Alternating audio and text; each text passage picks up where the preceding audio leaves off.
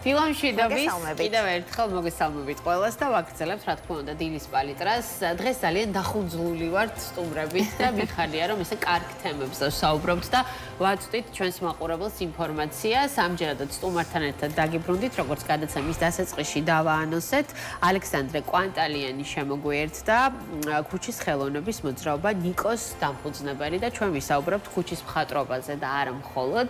ვფიქრობ რომ ძალიან საინტერესო საუბარი გველოდება წინ. მოგესალმებით ალექსანდრე, დიდი მადლობა რომ ჩვენთან ხართ, გამონახეთ დრო. დილამშვიდობის. ძალიან ესეთი საინტერესო საქმიანობა, ეს ერთი შეხედვით ჩვენ რასაც ვხედავთ და აღვიქვამთ, არის ძალიან შთამბეჭდავი. თქვენ რამდენი ხანია რაც ამ სფეროში ხართ და რამდენი ხანია რაც ეს მიმართულება თქვენ ცხოვრებაში ესე აქტიურად შემოვიდა? აქტიურად შემოვიდა ალბათ პირველად რომ წავედი საზღვარგარეთ ევროპაში დასავლეთში, ესე და ნახე ქალაქები, სადაც მართლა სოკოებივით იყო ამოსული ეს კედლები, რომლებზეც ნახატები იყო. მე თვითონ ჩავერთე დაახლოებით 2016 წელს დავიწყეთ ამ ფესტივალის რაღაცა იდეები მაშინ გაჩნდა და აგეგმვაც მაშინ დავიწყეთ. ან ისეთი სფეროდან მოვდიოდი, მეც კრეატიული სფეროდან, სარეკლამო სფეროდან მოვდიოდი, მარკეტინგიდან.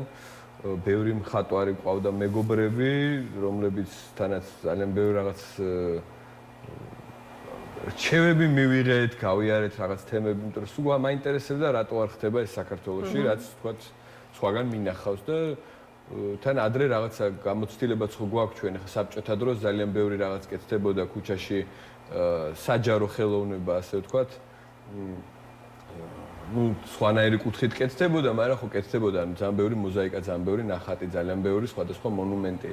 და ეს კითხვები მქონდა სულ რატო არ კეთდება ხელოვანებსაც ესაუბრებოდი ძირითადად ახლა სარეკლამო სფეროში ძალიან ბევრი დიზაინერი, ძალიან ბევრი მხატვარი არის დასაქმებული და ამ ხალხთან ერთად სულ ესე მიწევდა ოჯახურად ცხოვრება და კითხვები სულ იყო და პასუხები ამ კითხვებზე არავის არ ქონდა. უბრალოდ ქონდათ პასუხები, რომელიც იყო რომ თქვა რაღაცა რთულია, ძნელია, ძვირია, ვერავინ თავს ვერ აბავს. მოკლედ საორგანიზაციო რაღაცა მუხტი აკლდა ამ ყველაფერს და მეც რაღაცა შვენიერ დღეს მომიწია გადასვლა მარკეტინგში სამუშაოდ ერთ-ერთ საღებავის გერმანულ მწარმოებელთან და მან გავიცანი უკვე მეორე ნაწილი ამ რაღაცის, ანუ ერთი იყო ხელოვნება, მეორე იყო საღებავები და საღებავების რო გავიცანი არქიტექტურული კედლის საღებავები რაღაც კაი სინთეზი გამოვიდა და ტვინ შეტყობა თავისით გაერთიანებს ორი რაღაცა ერთმანეთთან და გადავწყვიტე რომ მოდი აბა ვნახოთ რა მოусინჯოთ კბილი იქნებ გამოდიოდეს ეგეთი რაღაცის გაკეთება რა.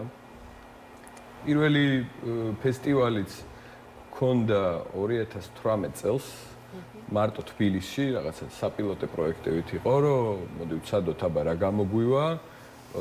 მხატვრები ძირითადად ქართველები, ძირითადად მეგობრები ან მეგობრების მეგობრები, ვისაც ვიცნობდით და პრინციპში ხო რა არა ვართ მაგხელა საზოგადოება, რომ ყველას არ იცნობდე რა, ძირითადად ყველა ვისაც ოდესმე ვთქვათ კედელზე რაღაცა დახატული ქონდა 2-3 ადამიანის გარდა ყველა ყავდა პირველ ფესტივალზე. ეს 2-3 ადამიანის ნელ-ნელა დაგვემატნენ მე უკვე შემდეგ ფესტივალებში.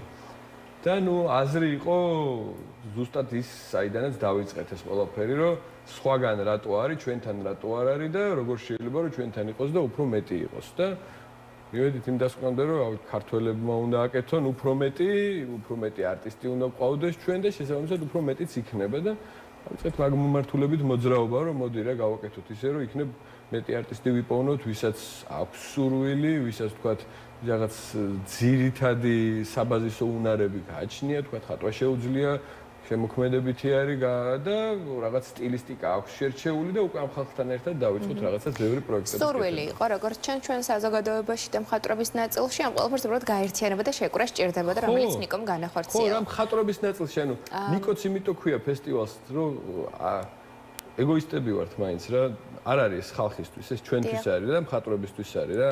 ხო, მართლა მაგიტო გაკეთდა ეს ფესტივალი გაკეთდა მხატვრებისთვის ძირითადად რა, ანუ ნიკოს აზრით და ეს ძაღლის იდეაც იყო, რომ ქუჩაში რო დგახარ დიდი ხანი, ძაღლები იქაური უბნის ძაღლები მოდიან, რაღაცნაირი ურთიერთობა აქვს. ჩვენ პირველი პროექტი იყო კომერციული პროექტი, რომელიც ესე არ გახმაურებულა, უბრალოდ ამ საქმეში რო დავიწყეთ რაღაცების მოძიება, შემთხვევით გამოჩნდა რაღაცა პროექტი, რომელიც გავაკეთეთ და მან გამოცდილება მიიღეთ, რომ ქუჩაში დიდი ხანი რომ გახარ, აუცილებლად ქუჩის ძაღლები მოდიან, გაგიცნობენ, იმიტომ რომ მათი ტერიტორიაზე ხარ. ვინ ხარ, რასაკეთებ, გაკვირდებიან და რაღაცნაირად მათთან ერთად ატარებ ძალიან დიდ დროს რა, იმიტომ რომ რაღაცა კვირაზე ნაკლები ძირითადად არ გრძელდება ხოლმე, კვირაზე მეტი გრძელდება ყველა პროექტი და რა ვიცი, ძაღლები ყავდნენ, ქუჩაში ვიყავით, რაღაცა დავიწყეთ ფიქრი, ვინ იყო ესე რა, ქუჩაში ვინც იყო ყველაზე ახლოს თქვათ მხატვრობასთან და ნიკო ფიროსმანი გაგვახსენდა და თქვით რომ მოდი რატომაც არა იყოს ნიკო ფიროსმანი და გამოვიყენოთ ნიკო ფიროსმანის ძაღლი როგორც ლოგო რა. აი და თქვენი სახელი ნიკო არ არის, რომელიც ხშირად ხო, რამდენად ბევრმა ხელოვანმა გამოთქვა სურვილი რომ ჩართულიყო ამ მიმართულებაში? არავინ. ანუ ჩვენ თვითონ ვიპოვნეთ ყველა ადამიანი, იმიტომ რომ ეს სურვილი ალბათ ყველა ხატვარს რაღაც გულისიღრმეში აქვს, რომ ეგეთი რაღაცა გააკეთოს. უბრალოდ განსხვავებით თქვათ საგალერეო სამუზეუმო ხელოვნებისგან, ხო, ეს საჯარო ხელოვნების თან არ არის მარტო ეს რაღაცა სახვითი ხელოვნება, ეს არის რაღაც კუთხით საშემსრულებლო ხელოვნება, იმიტომ რომ იქ ხარ შენ საჯარო სივრცეშივე ასრულებ ამ პროექტს, ხალხი გიყურებს ამას რო აკეთებ. შენ თუ არ გაქვს სითამამე რომ ხალხს ეს შენი ეს რაღაცა სახე აჩვენო, როგორ მუშაობ შენ, ხო, არ გამოდის ეს პროექტი ისე რა, ანუ ეს სითამამე გჭირდება როგორც გამოხატვის თავისუფლებაში, ასევე შენ პერფორმანსში, იმიტომ რომ იქ გახარ და ხალხი გაფასებს და ყოველ დღე ვიღაცები მოდიან და თავის რაღაც კომენტარს გეუბნებიან, ზოგი გეუბნება რომ მიკი მაუსი დამიხატე, ზოგი გეუბნება რომ დონალდ დაკი დახატე, ვიღაცები გეუბნებიან რომ რატო არ ხატავთ რაღაცა ქართველ გმირებს, რაც ხო რა, ეგეც ხო არის ჩვენ იმაში რაღაც ეროვნული რაღაცები გვინდა რომ ბევრი იყოს და ვცდილობთ ყოველთვის რომ რაღაცა ქუთაისში დახატო ქუთაისი და არ დახატო ქუთაისში თავისუფლება. ხო რა. ეს ტრამენტარესებს ჩვენ ვხედავდით კადრებს თქვენი ნიკოს პროექტის ესე რომ თქვა განხორციელებულს. ზოგადად მაინტერესებს შეიძლება ითქვას ეს რომ არის გალერეა ქუჩებში, როდესაც ხედავთ ამ ნამუშევრებს, მაგრამ ზოგადად ქვეყნის ურბანული განვითარებისთვის რამდენად მნიშვნელოვანი არის ქუჩის მხატვრობა?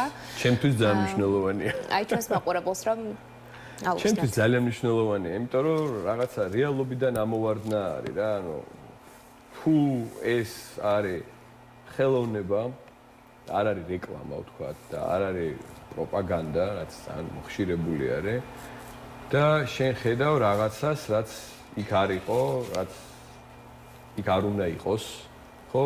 ანუ სულ მაგაზე ვცდილობთ ხოლმე კონცეფცია ავაწყოთ, რომ არ შევქმნათ რაღაც ჰარმონიული სივრცეები, პირიქით დისონანსი შევიტანოთ იმ სივრცეში რა, იმიტომ რომ რაღაცა ხო რა, სულ მაგას ვამბობდით, რომ ხარ ქუთაისში და ისევ ქუთაისს ხატავ, ანუ ქუთაისში რად გინდა, ხო? არ ჯობია ქუთაისში დახატო რაღაცა, რაც ქუთაისში არ არის.